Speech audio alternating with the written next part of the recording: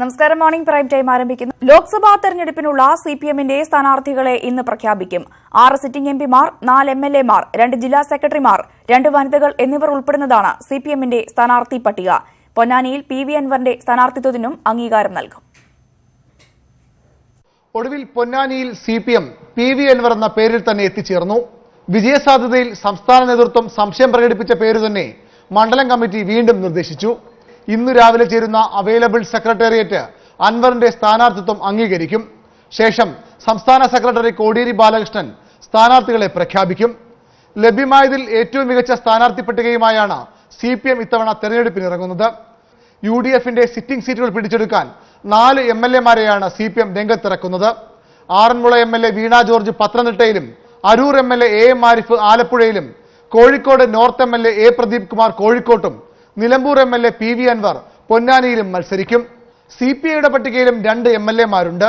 C ദിവാകരനും Chittayam ഗോപകുമാറും. സംഘടനാ രംഗത്തു നിന്നും പ്രമുഖർ സിപിഎം പട്ടികയിൽ ഇടം പിടിച്ചു. സംസ്ഥാന സെക്രട്ടേറിയറ്റ് അംഗങ്ങളായ P രാജീവും KN ബാലഗോപാലും.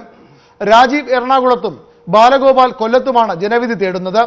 കണ്ണൂർ ജില്ലാ സെക്രട്ടറി P ജയരാജനെ വടകരയും, കോട്ടയം ജില്ലാ സെക്രട്ടറി VN വാസവനെ കോട്ടയവും പിടിച്ചെടുക്കാനാണ് സിപിഎം നിയോഗിക്കുന്നത്. പട്ടികയിലെ വനിതാ പ്രാതിനിധ്യം PK ശ്രീമതിയിലും വീണ ജോർജിലും ഒതുങ്ങി. CPI സ്ഥാനാർത്ഥികളെ ദേശീയ നേതൃത്വം ഇന്നലെ പ്രഖ്യാപിച്ചിരുന്നു. മുന്നണിയുടെ മണ്ഡലം കൺവെൻഷനുകൾ മറ്റന്നാൾ ആരംഭിക്കും.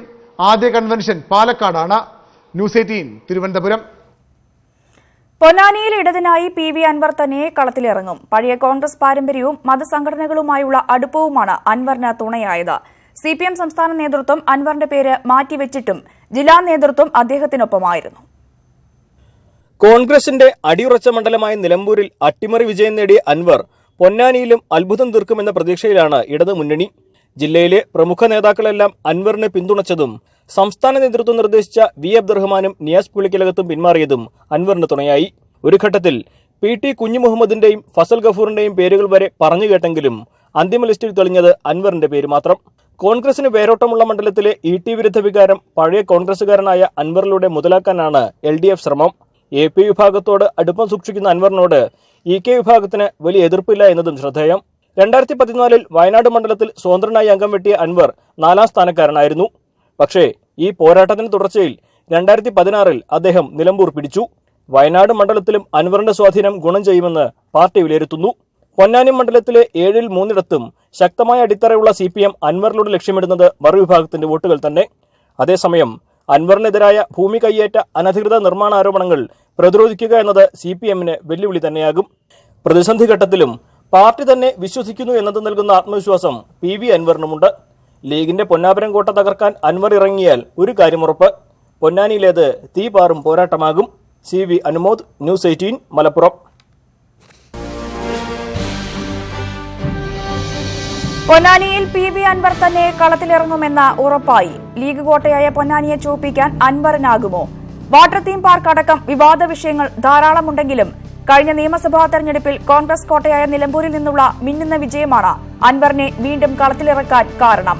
CPM സംസ്ഥാന നേതൃത്വത്തിന് താൽപര്യമില്ല എങ്കിലും പട നയിക്കാൻ അൻവർ വരട്ടെ എന്നാണ് പ്രാദേശിക നേതൃത്വത്തിന്റെ നിലപാട്.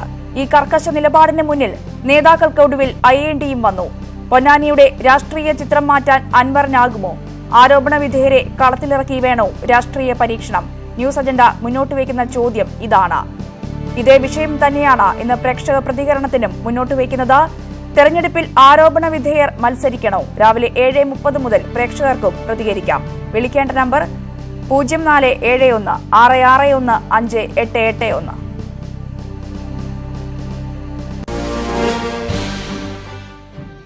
ഉമ്മൻചാണ്ടിയും മുല്ലപ്പള്ളി രാമചന്ദ്രനും KC വേണുഗോപാലും മത്സരിക്കുന്ന കാര്യത്തിൽ രാഹുൽ ഗാന്ധിയുടെ മനസ്സറിയാൻ സംസ്ഥാന നേതൃത്വം.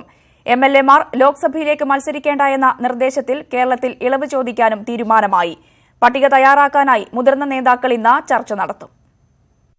AICC ജനറൽ സെക്രട്ടറിമാരായ ഉമ്മൻചാണ്ടിയും KC വേണുഗോപാലും, KPCC അധ്യക്ഷൻ മുല്ലപ്പള്ളി രാമചന്ദ്രൻ, ഇവരിൽ ആരൊക്കെ മത്സരിക്കുമെന്നതിൽ മുതിർന്ന നേതാക്കൾക്കടക്കം വ്യക്തതയില്ല. ഉമ്മൻചാണ്ടിയും മുല്ലപ്പള്ളിയും മത്സരത്തിനില്ലെന്ന നിലപാടിലാണ്. സംഘടനാ ചുമതലയുള്ള ജനറൽ സെക്രട്ടറി ആയതിനാൽ രാഹുൽ ഗാന്ധി പറയുന്നതനുസരിച്ചാവും വേണുഗോപാലിന്റെ തീരുമാനം. മത്സരിക്കാൻ നിർദ്ദേശിച്ചാൽ മുല്ലപ്പള്ളിയും KC വേണുഗോപാലും സിറ്റിംഗ് സീറ്റുകളിലും, ഉമ്മൻചാണ്ടി ഇടുക്കിയിലുമാകാനാണ് സാധ്യത. തെരഞ്ഞെടുപ്പ് പ്രഖ്യാപിച്ചിട്ടില്ലല്ലോ. പ്രഖ്യാപിക്കുമ്പോൾ ഞങ്ങളുടെ സ്ഥാനാർത്ഥികൾ വരും.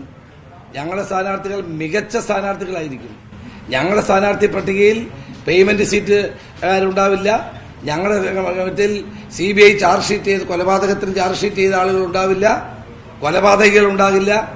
ഞങ്ങളെല്ലാം പൊതുസമ്മതരായ സ്ഥാനാർത്ഥികളായിരിക്കും ഞങ്ങളുടേത്. MLA-മാരെ പരിഗണിക്കേണ്ടതില്ലെന്ന് ഹൈക്കമാൻഡ് നിർദ്ദേശിച്ചിട്ടുണ്ടെങ്കിലും ആറ്റിങ്ങലിൽ അടൂർ പ്രകാശിനായി ഇളവ് ചോദിക്കും. സിറ്റിംഗ് MP-മാരിൽ KV തോമസിന് പകരം ഹൈബി ഈഡനെ മത്സരിപ്പിക്കാനും കേരള നേതാക്കൾക്ക് താൽപ്പര്യമുണ്ടോ? സമയം അനുവദിച്ചാൽ പ്രധാന നേതാക്കൾ തിങ്കളാഴ്ച രാഹുൽ ഗാന്ധിയുമായി കൂടിക്കാഴ്ച നടത്തും. R. Kiran Babu, political bureau, news 18. Muslim League സംസ്ഥാന പ്രവർത്തക സമിതി യോഗം ഇന്ന് കോഴിക്കോട് ചേരും. രാവിലെ 10 മണിയോടെ ലീഗ് ഹൌസിലാണ് യോഗം. 3ാം സീറ്റ് സംബന്ധിച്ച് ഉഭയകക്ഷി ചർച്ചയുടെ വിശദാംശങ്ങൾ നേതാക്കൾ യോഗത്തെ അറിയിക്കും. 3ാം സീറ്റ് വിട്ടു നൽകാതിരിക്കാൻ കോൺഗ്രസ് അറിയിച്ച കാരണങ്ങൾ നേതാക്കൾ യോഗത്തിൽ അവതരിപ്പിക്കും. യോഗത്തിന് ശേഷം 3ാം സീറ്റ് വിഷയത്തിൽ പാർട്ടി നിലപാട് നേതാക്കൾ പ്രഖ്യാപിക്കും. മലപ്പുറത്ത് PK കുഞ്ഞാലിക്കുട്ടിയും പൊന്നാനിയിൽ ET മുഹമ്മദ് ബഷീറും മത്സരിക്കാനുള്ള തീരുമാനത്തിന് പ്രവർത്തക സമിതിയുടെ അനുമതി വാങ്ങുകയും ചെയ്യും. പ്രധാനമന്ത്രി നരേന്ദ്രമോദിയെ വീണ്ടും വാരണാസിയിൽ നിന്നും ലോക്സഭയിലേക്ക് മത്സരിപ്പിക്കാൻ BJP പാർലമെന്ററി ബോർഡ് യോഗത്തിൽ തീരുമാനം. പുൽവാമ ആക്രമണത്തിന് ശേഷമുള്ള സാഹചര്യങ്ങൾ തെരഞ്ഞെടുപ്പിൽ അനുകൂല ഘടകങ്ങളാക്കി മാറ്റണമെന്നും യോഗം നിർദ്ദേശിച്ചു. മോദിയെ വാരണാസിയിൽ നിന്ന് മത്സരിപ്പിക്കുന്നതിലൂടെ ഹിന്ദി ഹൃദയഭൂമികയിൽ മുന്നിലെത്താമെന്നാണ് BJPയുടെ കണക്കുകൂട്ടൽ. 2ാം തവണയും മോദിയെ വാരണാസിയിൽ നിന്നും മത്സരിപ്പിക്കുന്നതിലൂടെ ഉത്തർപ്രദേശിലാകെ BJP അനുകൂല തരംഗം സൃഷ്ടിക്കാനാണ് പാർട്ടി ലക്ഷ്യമിടുന്നത്. പ്രിയങ്ക ഗാന്ധിയെ ഇറക്കി കോൺഗ്രസ് പ്രചാരണം ആരംഭിച്ചതിലൂടെ ലഭിച്ച മേൽക്കൈയും SP-BSP സഖ്യമുയർത്തുന്ന വെല്ലുവിളികളും മറികടക്കാൻ മോദിയുടെ സ്ഥാനാർത്ഥിത്വത്തിലൂടെ കഴിയുമെന്നാണ് പാർട്ടി കരുതുന്നത്. കഴിഞ്ഞ തവണ വാരണാസിയെ കൂടാതെ ഗുജറാത്തിലെ വഡോദരയിൽ നിന്നും മോദി ലോക്സഭയിലേക്ക് തെരഞ്ഞെടുക്കപ്പെട്ടിരുന്നു. വഡോദരയിൽ വീണ്ടും മോദി മത്സരിക്കുമോ എന്ന കാര്യത്തിൽ തീരുമാനമായിട്ടില്ല. പുൽവാമ ഭീകരാക്രമണത്തിന് ശേഷമുള്ള സാഹചര്യമുയർത്തി രാജ്യസ്നേഹം തിരഞ്ഞെടുപ്പിലെ പ്രധാന പ്രചാരണ അജണ്ടയാക്കും. വികസനം, ദേശീയത, ഇത് രണ്ടുമാകും അധികാര തുടർച്ചയ്ക്കുള്ള BJPയുടെ മുദ്രാവാക്യങ്ങൾ. എല്ലാ പ്രചാരണ യോഗത്തിലും ഇവ രണ്ടും ആവർത്തിക്കാനും പാർലമെന്ററി ബോർഡ് യോഗത്തിൽ തീരുമാനമായി. കാലാവധി പൂർത്തിയാക്കിയ MP-മാരുടെ അഭിപ്രായങ്ങൾ ബോർഡ് പരിഗണിച്ചു. വിജയസാധ്യതയുള്ള രാജ്യസഭാ അംഗങ്ങൾക്കും നിയമസഭാ അംഗങ്ങൾക്കും ലോക്സഭാ തെരഞ്ഞെടുപ്പിൽ സീറ്റ് നൽകാനും തീരുമാനമായി.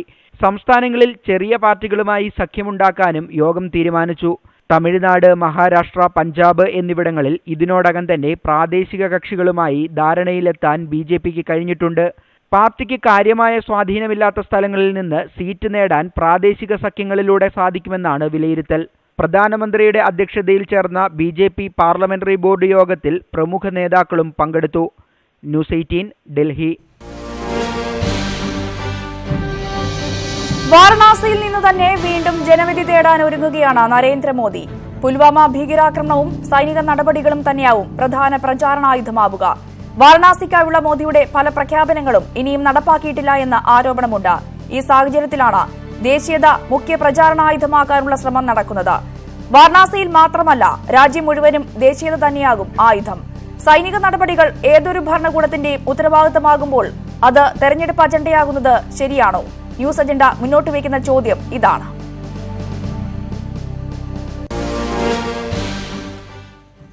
കുമ്മനം രാജശേഖരനെ തിരിച്ചുകൊണ്ടുവരാനുള്ള തീരുമാനത്തിലൂടെ BJPയിൽ RSS നേതൃത്വം കൂടുതൽ പിടിമുറുക്കുകയാണ്.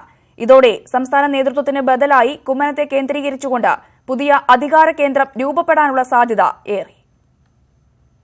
കുമ്മനത്തിന്റെ തിരിച്ചുവരവിന് നിർണായക ചരട് വലിച്ചത് RSS നേതൃത്വമാണ്. ചെങ്ങന്നൂർ ഉപതെരഞ്ഞെടുപ്പ് പ്രചാരണത്തിനിടെ കുമ്മനത്തെ മിസോറാം ഗവർണറാക്കി പ്രത്യക്ഷ രാഷ്ട്രീയത്തിൽ നിന്നും മാറ്റി നിർത്തിയ തീരുമാനം തികച്ചും അപ്രതീക്ഷിതമായിരുന്നു. കുമ്മനത്തിന്റെ അസാന്നിധ്യം സംസ്ഥാന BJPയിൽ വലിയ ദോഷമുണ്ടാക്കിയെന്നാണ് ഇപ്പോഴത്തെ വിലയിരുത്തൽ. ശബരിമല സമരങ്ങൾക്കിടെ കുമ്മനം വീണ്ടും സംസ്ഥാന രാഷ്ട്രീയത്തിലേക്ക് തിരിച്ചെത്തുമെന്ന സൂചനകളുണ്ടായെങ്കിലും അത് നടന്നില്ല. ഒടുവിൽ കുമ്മനം രാജശേഖരൻ തിരിച്ചെത്തുന്നത് ലോക്സഭാ തെരഞ്ഞെടുപ്പെന്ന സുപ്രധാന രാഷ്ട്രീയ കാലാവസ്ഥയിലാണ്. തിരുവനന്തപുരത്തെ സ്ഥാനാർത്ഥി എന്നതിലുപരി BJPയുടെ സംസ്ഥാനത്തെ തിരഞ്ഞെടുപ്പ് പ്രചാരണത്തിന്റെ അച്ചുതണ്ട് ഇനി കുമ്മനം രാജശേഖരനെ കേന്ദ്രീകരിച്ചാവും. കുമ്മനത്തെ പോലെയുള്ള ഒരു സ്ഥാനാർത്ഥി വന്നാൽ അത് തിരുവനന്തപുരം പാർലമെന്റിന്റെ ചരിത്രത്തിൽ NDA നേടുന്ന ഒരു റെക്കോർഡ് വിജയമായിരിക്കും അത് എന്നുള്ളതിൽ സംശയമില്ല. BJP ഏറ്റവും വിജയപ്രതീക്ഷ വെച്ചു പുലർത്തുന്ന തിരുവനന്തപുരത്ത് സ്ഥാനാർത്ഥി മോഹികൾ ഏറെയുണ്ടായിരുന്നു. ഇവരെയെല്ലാം നിരാശരാക്കിക്കൊണ്ടാണ് കുമ്മനം തിരുവനന്തപുരത്ത് സ്ഥാനാർത്ഥിയാകാൻ പോകുന്നത്. കുമ്മനത്തിന്റെ ഒഴിവിൽ ബിജെപിയുടെ പുതിയ സംസ്ഥാന അധ്യക്ഷ പദത്തിനു വേണ്ടി നടന്ന ചരടുവലികളിൽ RSS നേതൃത്വത്തിന് കടുത്ത എതിർപ്പുണ്ടായിരുന്നു. നേതൃതലത്തിൽ നിലനിന്ന ഗ്രൂപ്പ് പോര് അടുത്തിടെ നടന്ന പുനഃസംഘടനയോടെ കൂടുതൽ ശക്തിപ്പെട്ടു. ഈയൊരു സാഹചര്യത്തിൽ കൂടിയാണ് കുമ്മനം രാജശേഖരൻ വീണ്ടും സംസ്ഥാന രാഷ്ട്രീയത്തിൽ സജീവമാകുന്നത് എന്നതും ശ്രദ്ധേയമാണ്. ഹൈന്ദവ രാഷ്ട്രീയം ഉയർത്തിപ്പിടിച്ച് ഇത്തവണ നടത്താൻ പോകുന്ന തെരഞ്ഞെടുപ്പ് പ്രചാരണത്തിൽ കുമ്മനത്തിന് പകരം മറ്റൊരു പേര് RSSന് കണ്ടെത്താനുമില്ല. സ്ഥാനാർത്ഥി നിർണയത്തിൽ മാത്രമല്ല, തിരഞ്ഞെടുപ്പ് പ്രചാരണത്തിന്റെ ഓരോ ഘട്ടത്തിലും RSSന്റെ നേരിട്ടുള്ള ഇടപെടലായിരിക്കും ഇനി സംസ്ഥാന BJPയിൽ ഉണ്ടാകുക. പാർട്ടി പുനഃസംഘടനയിലൂടെ സംസ്ഥാന അധ്യക്ഷൻ PS ശ്രീധരൻപിള്ളയ്ക്കെതിരെ രൂപപ്പെട്ട വിമത വിഭാഗം കൂടുതൽ ശക്തിപ്പെടും. ഗവർണർ സ്ഥാനം ഒഴിഞ്ഞുവരുന്ന കുമ്മനം രാജശേഖരൻ പാർട്ടിയുടെ സംസ്ഥാന നേതൃപദവിയിലേക്ക് എത്തുമോ എന്നതാണ് ഇനി കണ്ടറിയേണ്ടത്. ന്യൂസ് 18 തിരുവനന്തപുരം. പൊന്നാനി മണ്ഡലത്തിലെ കോൺഗ്രസ് ലീഗ് തർക്കം പരിഹരിക്കാൻ ഉപസമിതി. മണ്ഡലത്തിലെ പ്രാദേശിക പ്രശ്നങ്ങൾ UDFന് തിരിച്ചടിയാവുമെന്ന ഘട്ടത്തിലാണ് പ്രശ്നം പരിഹരിക്കാനുള്ള ശ്രമം. അടിയന്തര ഇടപെടൽ വേണമെന്ന് മുസ്ലിം ലീഗും ആവശ്യപ്പെട്ടിരുന്നു. പൊന്നാനി ലോക്സഭാ മണ്ഡലത്തിലെ താനൂർ പരപ്പനങ്ങാടി മേഖലകളിൽ കോൺഗ്രസ് ലീഗ് തർക്കം നിലനിൽക്കുന്നുണ്ട്. ചില തദ്ദേശ സ്വയംഭരണ സ്ഥാപനങ്ങളിലും കോൺഗ്രസും CPMും ചേർന്ന ജനകീയ മുന്നണിയായിരുന്നു ഭരണം. ET മുഹമ്മദ് ബഷീറിനെ സ്ഥാനാർത്ഥിയാക്കരുതെന്ന് യൂത്ത് കോൺഗ്രസ് പ്രമേയം പാസാക്കുന്ന ഘട്ടം വരെ കാര്യങ്ങളെത്തി. കോൺഗ്രസ് ലീഗ് തർക്കം CPM മുതലാക്കുമെന്ന് ഉറപ്പായപ്പോഴാണ് തിരക്കിട്ട ചർച്ച. യൂത്ത് കോൺഗ്രസിന്റെ ഭാഗത്ത് നിന്ന് അതിൽ നിർവ്യാജ്യം, അതിൽ ഖേദിക്കുന്നു, അതിൽ പിന്നെ അച്ചടക്ക ലംഘനമാണെന്ന കാര്യം അവർ അറിയിച്ചിട്ടുണ്ട്. അത് മുഖവിലക്കെടുത്തുകൊണ്ട് ഞാൻ ഓരോ ഭാഗത്തുനിന്ന് ഒരു തെറ്റുപറ്റി എന്ന രൂപത്തിൽ തന്നെ അവർ കുറ്റമേറ്റു പറഞ്ഞിട്ടുണ്ട്. ലീഗിനെതിരെ സാമൂഹ്യ മാധ്യമങ്ങളിലൂടെയോ അല്ലാതെയോ പരസ്യ പ്രസ്താവനകൾ പാടില്ലെന്ന് യോഗത്തിൽ ധാരണയായി. തർക്കം പരിഹരിക്കാൻ 3-അംഗ സമിതിയെ നിയോഗിച്ചു. Aryadan Muhammad, AP Anilkumar, DCC president VV Prakash എന്നിവരാണ് അംഗങ്ങൾ. പ്രാദേശിക തർക്കം പരിഹരിക്കാൻ വേറെയും ഉപസമിതികളുണ്ടാവും. പൊന്നാനിയിൽ നിങ്ങൾ കാത്തിരിക്കുക, നമുക്ക് കാണാം. ഇത്തവണ റെക്കോർഡ് ഭൂരിപക്ഷത്തിന് പൊന്നാനിയിലെ മുസ്ലിം ലീഗിന്റെ സ്ഥാനാർത്ഥി വിജയിക്കാൻ പോവുകയാണ്.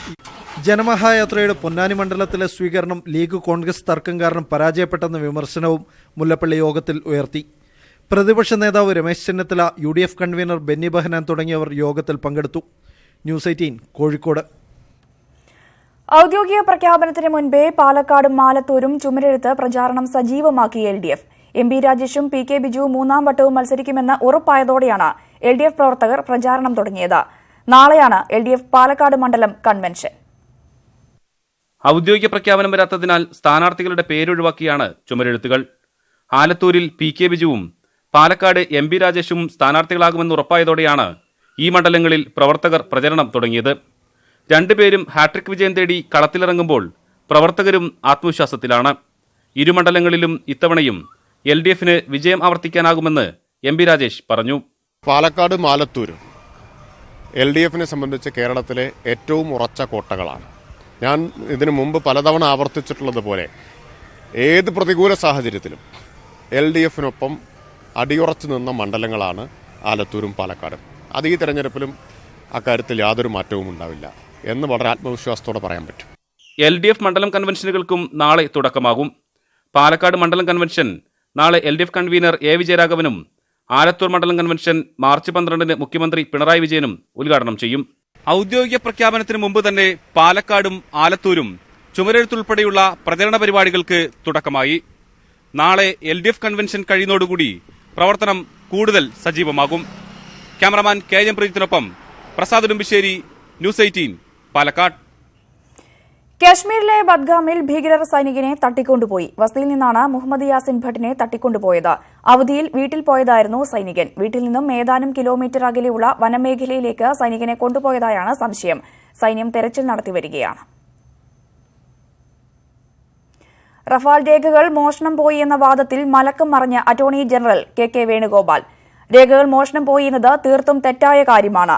രേഖകളുടെ ഫോട്ടോ കോപ്പി പുറത്തുപോയെന്നാണ് ഉദ്ദേശിച്ചത് എന്നും അറ്റോർണി വാർത്താ ഏജൻസിയോട് പ്രതികരിച്ചു. കേന്ദ്ര പ്രതിരോധ മന്ത്രി നിർമ്മല സീതാരാമൻ അറ്റോർണിയുടെ നിലപാട് ട്വിറ്ററിൽ പങ്കുവച്ചു.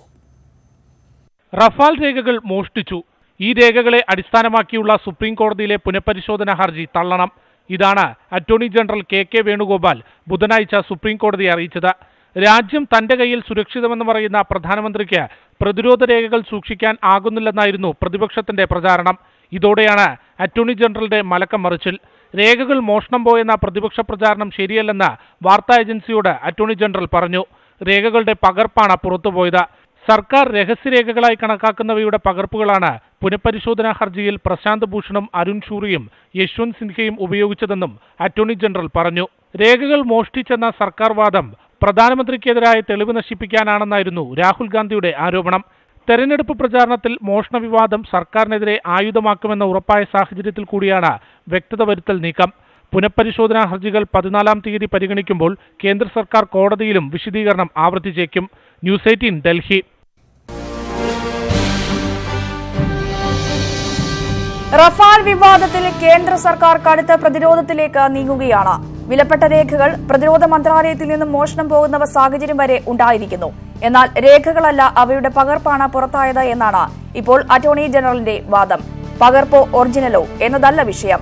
പ്രതിരോധ മന്ത്രാലയത്തിൽ നിന്നും രാജ്യസുരക്ഷയെ തന്നെ ബാധിക്കുന്ന നിർണായക രേഖകളുടെ വിവരങ്ങൾ പുറത്തുപോകുന്നത് അവഗണിക്കാനാകില്ല. ഈ സാഹചര്യത്തിൽ ന്യൂസ് അജണ്ട മുന്നോട്ട് വയ്ക്കുന്ന ചോദ്യം ഇതാണ്: പഴുതുകൾ ഉണ്ടാകുന്നത് എങ്ങനെയാണ് പ്രതിരോധ മന്ത്രാലയത്തിൽ? ആം ആദ്മി പാർട്ടി എംഎൽഎയുടെ വീട്ടിൽ ആദായ നികുതി വകുപ്പ് ഉദ്യോഗസ്ഥർ നടത്തിയ പരിശോധനയിൽ 2,56,00,000 രൂപ പിടികൂടി. ഉത്തം നഗർ എംഎൽഎയായ നരേഷ് ബനിയാലിന്റെ വസതിയിൽ നിന്നാണ് റെയ്ഡ് നടന്നത്. ചോദ്യം ചെയ്യാനായി എംഎൽഎയെ കസ്റ്റഡിയിലെടുത്തതായി ഉദ്യോഗസ്ഥർ അറിയിച്ചു. റിയൽ എസ്റ്റേറ്റ് മേഖലയിൽ പ്രവർത്തിക്കുന്ന നരേഷിന്റെ കൈവശം കണക്കിൽപ്പെടാത്ത പണമുണ്ട് എന്ന വിവരങ്ങളുടെ അടിസ്ഥാനത്തിലായിരുന്നു റെയ്ഡ്. എംഎൽഎയുടെ ഒപ്പമുണ്ടായിരുന്ന 2 പേരെ ചോദ്യം ചെയ്യാൻ വേണ്ടി കസ്റ്റഡിയിലെടുത്തിട്ടുണ്ട്. റിലയൻസ് ഇൻഡസ്ട്രീസ് ചെയർമാൻ മുകേഷ് അംബാനിയുടെയും നിത അംബാനിയുടെയും മകൻ ആകാശ് ഇന്ന് വിവാഹിതനാകും. റോസി ബ്ലൂ ഡയമണ്ട്സ് ഉടമ റസൽ മേത്തയുടെ മകൾ ശ്ലോക മേത്തയാണ് വധു. ബാദ്രയിലെ ജിയോ വേൾഡ് സെന്ററിലാണ് വിവാഹം. ഇനി ലോക വാർത്തകൾ.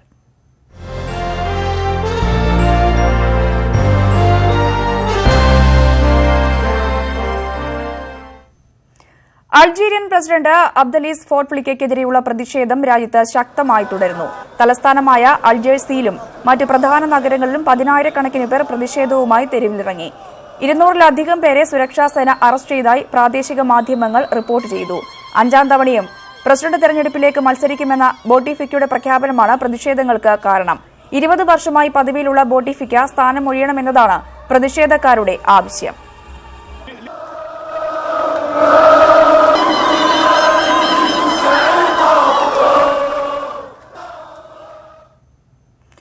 ഇസ്ലാമിക് സ്റ്റേറ്റ് ഭീകര സംഘടനയുടെ പ്രവർത്തകയായിരുന്ന ഷമീമ ബീഗത്തിന്റെ മകൻ മരിച്ചതായി സിറിയൻ ഡെമോക്രാറ്റിക് ഫോഴ്സ് സ്ഥിരീകരിച്ചു. ഐഎസിൽ ചേരാനായി യുകെയിൽ നിന്നും സിറിയയിലേക്ക് കടന്ന ഷമീമയുടെ മകൻ ന്യൂമോണിയ ബാധയെ തുടർന്നാണ് മരിച്ചത്. 2015-ലാണ് ബ്രിട്ടീഷ് പൌരയായ ഷമീമ സിറിയയിലെത്തിയത്. നെതർലാൻഡ് സ്വദേശിയായ ഐഎസ് പോരാളി യാഗോയാണ് ഷമീമയുടെ ഭർത്താവ്. ഇയാൾ ഇപ്പോൾ സിറിയയിൽ തടവിലാണ്. പൌരത്വം റദ്ദാക്കിയതിനാൽ ഷമീമയ്ക്ക് തിരികെ യുകെയിലേക്ക് മടങ്ങാൻ കഴിയാത്ത സ്ഥിതിയാണ്. സിറിയൻ അഭയാർത്ഥി ക്യാമ്പിലാണ് ഇവരിപ്പോൾ ഉള്ളത്. വാർത്തകൾ തുടരുന്നു. വയനാട്ടിൽ മാവോയിസ്റ്റ് നേതാവ് CP ജലീൽ വെടിയേറ്റ് മരിച്ച സംഭവത്തിൽ നിയമ നടപടിക്കൊരുങ്ങി ബന്ധുക്കൾ. ജീവനോടെ പിടികൂടാതെ വെടിവെച്ചു കൊന്നത് ആസൂത്രിതമാണെന്നാണ് ബന്ധുക്കളും മനുഷ്യാവകാശ പ്രവർത്തകരും ആരോപിക്കുന്നത്. ലക്കിടി ഉപവൻ റിസോർട്ടിൽ മാവോയിസ്റ്റ് നേതാവ് CP ജലീലിനെ വെടിവെച്ചു കൊന്ന പോലീസ് നടപടിക്കെതിരെയാണ് ബന്ധുക്കൾ രംഗത്തു വന്നത്. ജീവനോടെ പിടിക്കാനുള്ള സാഹചര്യമുണ്ടായിട്ടും വെടിവെച്ചു കൊന്നത് ആസൂത്രിതമായിരുന്നെന്നാണ് ബന്ധുക്കളുടെ ആരോപണം. നിയമപരമായി മുന്നോട്ടു പോകും. ഭരണകൂടം നടത്തിയൊരു കൊലപാതകമാണിതെന്നും ബന്ധുക്കൾ ആരോപിക്കുന്നു. ആത്മരക്ഷാർത്ഥം വെടിവെക്കണ മുട്ടിന് തീരെ വെടിവെച്ച് വീഴ്ത്താവുന്നുള്ളൂ. തലക്കനെ വെടിവെക്കുന്നത് കൊല്ലാൻ വേണ്ടിയിട്ടാണ്. അപ്പോൾ വളരെ കൃത്യമായി കൊല്ലുക എന്ന ലക്ഷ്യത്തോടു കൂടി തന്നെയാണ് പോലീസ് വന്നത് എന്നുള്ളത് ആദ്യം തന്നെ സംശയകരമായിട്ടുള്ളൊരു കാര്യമായിരുന്നു. ലക്കിടി ഉപവൻ റിസോർട്ടിൽ പോലീസ് ആണ് ആദ്യം വെടിവെച്ചെന്ന റിസോർട്ട് ഉടമയുടെ വെളിപ്പെടുത്തൽ ഗൗരവമേറിയതാണെന്ന് മനുഷ്യാവകാശ പ്രവർത്തകരും ചൂണ്ടിക്കാട്ടുന്നു. നിലമ്പൂർ വെടിവെപ്പിന് സമാനമാണ് ലക്കിടിയിൽ നടന്നതെന്നും മജിസ്റ്റീരിയൽ അന്വേഷണത്തിലൂടെ ഇത് പുറത്തുവരുമെന്നും ബന്ധുക്കൾ പറഞ്ഞു. ന്യൂസ് 18 കോഴിക്കോട്. പ്രായപൂർത്തിയാകാത്ത പെൺകുട്ടിയെ പീഡിപ്പിച്ച കേസിൽ മുൻ ഇമാം ഷഫീഖ് അൽ ഖാസിമിയെ 14 ദിവസത്തേക്ക് റിമാൻഡ് ചെയ്തു. കസ്റ്റഡി അപേക്ഷ നടപടിയിൽ പോലീസ് തെളിവെടുപ്പ് നടത്തും. ഖാസിമി ഉൾപ്പെടെ 5 പേരാണ് കേസിൽ പ്രതികൾ. പ്രായപൂർത്തിയാകാത്ത പെൺകുട്ടിയെ വനത്തിൽ കാറിലെത്തിച്ച് പീഡിപ്പിക്കുകയായിരുന്നുവെന്ന് മുഖ്യപ്രതി പറഞ്ഞു. 1 മാസമായി ഒളിവിലായിരുന്ന പ്രതിയെ മധുരയിൽ നിന്നാണ് പോലീസ് അറസ്റ്റ് ചെയ്തത്. രാജ്യത്തെ ആദ്യ കണ്ടെയ്നർ ഉൾനാടൻ ജലഗതാഗതത്തിന് പച്ചക്കൊടി. കൊച്ചിയിൽ നിന്നും കോട്ടയത്തേക്കാണ് ചരിത്രയാത്രയ്ക്ക് തുടക്കമായത്. പ്രവർത്തനം ആരംഭിച്ച് പതിറ്റാണ്ട് പൂർത്തിയായെങ്കിലും കരയിലൂടെ കണ്ടെയ്നർ നീക്കം നടത്താനായിരുന്നു കോട്ടയം തുറമുഖത്തിന്റെ നിയോഗം. എന്നാൽ പോർട്ട് ട്രസ്റ്റും അനുബന്ധ വകുപ്പുകളും കൈകോർത്തതോടെ ചരിത്രം വഴിമാറി. കോട്ടയത്തേക്കുള്ള ചരക്കുകളുമായി ആദ്യ ബാർജ് തുറമുഖം വിട്ടു. ദേശീയ ജലപാത 1-നെയും 3-നെയും ബന്ധിച്ചുള്ള ചരക്ക് നീക്കം ഇന്ത്യയിൽ ഇത്തരത്തിലുള്ള ആദ്യത്തേതാണ്. This is 40% cheaper, more than 40% cheaper when compared to road. Apart from decongesting the road, you are able to move the containers at a much lower price. Thanneermukkom ബണ്ടിലെ ചീപ്പുകൾ പൂർണ്ണമായി തുറക്കാത്തതിനാൽ 4 കണ്ടെയ്നറുകൾ വരെയാണ് ആദ്യഘട്ടത്തിൽ കോട്ടയം തുറമുഖത്തേക്ക് പോകുന്നത്. ആഴ്ചകൾക്കുള്ളിൽ ഇത് 40ആയി ഉയർത്താനാകുമെന്നാണ് അധികൃതരുടെ പ്രതീക്ഷ. ഡൊമസ്റ്റിക് കാർഗോസ് നമ്മൾ ഹാൻഡിൽ ചെയ്യാനായിട്ട് തുടങ്ങുകയാണ്. അത് വലിയൊരു ബ്ലെസ്സിംഗ് തന്നെയാണ്. കോട്ടയം സെൻട്രൽ ട്രാവൻകൂർ ഏരിയയിലോട്ടുള്ള റോഡിലെ കൺജഷൻ എന്നുവെച്ചാൽ നാരോ റോഡ്സിൽ നിന്ന് ഇത് വെള്ളത്തിലോട്ട് വരുന്നത് വലിയൊരു ഇത് തന്നെയാണ്. മാക്സിമം ഉൾനാടൻ ജലഗതാഗത പാത ഉപയോഗിക്കാനാണ് നമ്മുടെ ശ്രമം. കരമാർഗത്തെ അപേക്ഷിച്ച് പണച്ചെലവിൽ 40% കുറവാണ് ജലമാർഗമുള്ള ചരക്ക് നീക്കത്തിന്. കോട്ടയം എറണാകുളം റൂട്ടിലെ ഗതാഗത തിരക്കിനും ജലപാത വഴിയുള്ള ചരക്ക് നീക്കം വലിയ ആശ്വാസമാകും.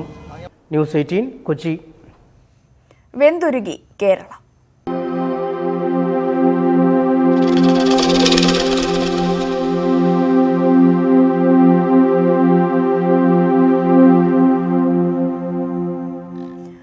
വരൾച്ച രൂക്ഷമായതോടെ കുട്ടനാട്ടിൽ താറാവ് കർഷകർ പ്രതിസന്ധിയിൽ. നീരുറവുകൾ വറ്റി ജലാശയങ്ങൾ മലിനമായതോടെ താറാവുകളെ സംരക്ഷിക്കാൻ കഴിയാതെ കർഷകർ വലയുകയാണ്. ദിവസേന താറാവുകൾ ചത്തു തുടങ്ങിയതോടെ താറാവ് വിപണി വൻ നഷ്ടത്തിലുമാണ്.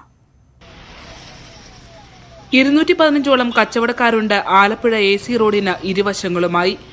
ഉപജീവനത്തിനായി താറാവ് കൃഷിയെയും കച്ചവടത്തെയും ആശ്രയിക്കുന്നവർ. പ്രളയം ഏറെ തിരിച്ചടി നൽകിയതാണ് ഇവരുടെ ജീവിതത്തിൽ. ഇത്തവണത്തെ ഈ വെള്ളപ്പൊക്കത്തിനെ സംബന്ധിച്ച് പറഞ്ഞാൽ ഒരു 5 ലക്ഷം താറാവുകളും നഷ്ടം വന്നിട്ടുണ്ട്. എനിക്ക് 488 താറാവുകളും ഉണ്ടായിരുന്നു. അതിനകത്ത് 111 കിട്ടി, ബാക്കി മുഴുവൻ വെള്ളത്തിൽ പോയി. അത് പുളിങ്ങുന്ന മൃഗാശുപത്രിയിൽ അപേക്ഷ ഞാൻ കൊടുത്തു, നഷ്ടപരിഹാരം കിട്ടണമെന്നും പറഞ്ഞു. ഇതുവരെ യാതൊരുവിധ നഷ്ടപരിഹാരവും ഇല്ല, യാതൊരു കാര്യങ്ങളും ഇല്ല. പ്രളയ നഷ്ടപരിഹാര തുക പോലും കർഷകർക്ക് ലഭ്യമായില്ല. മാസങ്ങൾ മാത്രം പിന്നിടുമ്പോൾ കത്തുന്ന വേനൽ രൂപത്തിൽ അടുത്ത പ്രതിസന്ധി കടന്നു വന്നിരിക്കുന്നു. 300ഓളം താറാവുകളാണ് ദിവസേന ചൂടിൽ തളർന്ന് ചത്തുവീഴുന്നത്. വെള്ളമില്ലാത്തതുകൊണ്ട് അതങ്ങനെ, പിന്നെ ചൂട് കൂടുതലുകൊണ്ട് താറാവ് തളർന്ന് ചാകുക. ജലാശയങ്ങൾ മലിനമായതോടെ താറാവ് പരിപാലനത്തിന് ചിലവേറി. ശുദ്ധജലവും തീറ്റയുമൊക്കെ കർഷകർ അധികമായി കണ്ടെത്തേണ്ടി വരുന്നു. ഇതിനു പുറമെ മുട്ടകളും ചൂടിൽ നശിച്ചു പോകുന്ന സാഹചര്യമാണ് ഉള്ളത്. വെള്ളപ്പൊക്കവും കൊടുംചൂടുമൊക്കെയായി പ്രകൃതി കുട്ടനാടൻ കർഷകരെ വല്ലാതെ പരീക്ഷിക്കുകയാണ്. ആലപ്പുഴ നെടുമുടിയിൽ നിന്നും ക്യാമറമാൻ പ്രശാന്ത് മംഗലശ്ശേരിക്കൊപ്പം ശരണ്യ സ്നേഹജൻ, ന്യൂസ് 18. വേനൽ കടുക്കും മുമ്പ് വരണ്ടുണങ്ങി കോൾ നിലങ്ങൾ. തൃശൂർ പൊന്നാനി കോൾ നിലങ്ങളാണ് കടുത്ത വരൾച്ചയെ അഭിമുഖീകരിക്കുന്നത്. പൊന്നാനി കോൾ നിലത്തെ പ്രധാന ജലസ്രോതസ്സായ നൂറടിത്തോട്ടിൽ ജലനിരപ്പ് താഴ്ന്നതോടെയാണ് വയൽ വരണ്ടുണങ്ങിയത്. ഏത് കടുത്ത വേനൽക്കാലത്തും വെള്ളം സുലഭമായിരുന്നു പൊന്നാനിയിലെ കോൾ മേഖലയിൽ. ജലക്ഷാമം കാരണം കൃഷി കരിയുന്നത് ഇവിടെ അപൂർവമാണ്. പക്ഷേ ഈ കാഴ്ചകൾ കർഷകന്റെ നെഞ്ചിടിപ്പ് കൂട്ടുന്നു. നെല്ല് മുളപൊട്ടും മുമ്പേ നിലം വരണ്ടുണങ്ങി. പൊന്നാനി കോൾ മേഖലയിലെ നൂറടിത്തോടിന്റെ കൈവഴിയിലേക്ക് വെള്ളമെത്താത്തതാണ് പ്രതിസന്ധിയായത്. വെള്ളം ഇരിക്കാൻ നൂറടിത്തോടിൽ വെള്ളമില്ല. അതിൽ വെള്ളം കുറയുമ്പോൾ പിന്നെ അവിടെ നിന്നാണ് നമ്മൾ വെള്ളം കൊണ്ടുവരിക. അത് ആ കനാൽ വഴിയാണ് കൊണ്ടുവരുന്നത്. ഇപ്പം നൂറടിത്തോടിൽ വെള്ളം താഴ്ന്നു കഴിഞ്ഞാൽ പിന്നെ ഒരു നിവൃത്തിയില്ല അവിടെ നിന്ന് കൊണ്ടുവരാൻ. 11 ഏക്കർ പണിയെടുത്തതിൽ ആകെ 4 ഏക്കർ എനിക്ക് ശരിയായി വന്നിട്ടുള്ളൂ. അതിനുള്ള വെള്ളം ഇപ്പോൾ ഉള്ളൂ. ബാക്കി 7ഓളം ഏക്കറിൽ വെള്ളം കൊടുക്കാതെ ഉണ്ട്, ഉണങ്ങിക്കെടുക്കുകയാണ് ഇപ്പോൾ ചെയ്യുന്നത്. വരൾച്ചയുടെ സൂചന മാത്രമാണിത് എന്നും വേനൽ മഴ കിട്ടിയില്ലെങ്കിൽ കോൾ മേഖലയിൽ വലിയ നഷ്ടമുണ്ടാകുമെന്നും കർഷകർ. ഏകദേശം 7200 ഏക്കറോളം കൃഷി ചെയ്തിട്ടുള്ള പൊന്നാനി കോൾ മേഖലയിൽ ഈ രീതിയിൽ മഴ ലഭിക്കാതെ പോവുകയാണെങ്കിൽ ഉദ്ദേശം ഒരു 1000ഓളം ഏക്കർ നെൽകൃഷിയെ കാര്യമായി ബാധിക്കുമെന്നാണ് പ്രതീക്ഷിക്കുന്നത്. ഭാരതപ്പുഴയ്ക്ക് കുറുകെയുള്ള ചമ്രവട്ടം റെഗുലേറ്റർ കം ബ്രിഡ്ജിന്റെ ചോർച്ച അടയ്ക്കാനായാൽ വേനലിൽ കോൾ മേഖല ഇത്ര വലിയ പ്രതിസന്ധിയെ നേരിടേണ്ടി വരില്ലായിരുന്നു. പ്രയോജനമില്ലാത്ത പദ്ധതിയായി റെഗുലേറ്റർ കം ബ്രിഡ്ജ് തുടരുമ്പോൾ ആശ്വാസമായി വേനൽ മഴ എത്തുമെന്ന പ്രതീക്ഷ മാത്രമാണ് നെൽകർഷകർക്കുള്ളത്. മീനമാസം തുടങ്ങും മുമ്പേ പൊന്നാനി കോൾ മേഖലയിലെ പാടങ്ങൾ വിണ്ടുകീറിക്കഴിഞ്ഞു. വരാനിരിക്കുന്ന വേനൽ അതിരൂക്ഷമാകുമെന്ന മുന്നറിയിപ്പ് നൽകുന്നതാണ് ഈ കാഴ്ചകൾ. പൊന്നാനി കോൾ മേഖലയിൽ നിന്നും അഖിലോട്ട് പറയ്ക്കൊപ്പം CV അനുമോദ്, ന്യൂസ് 18.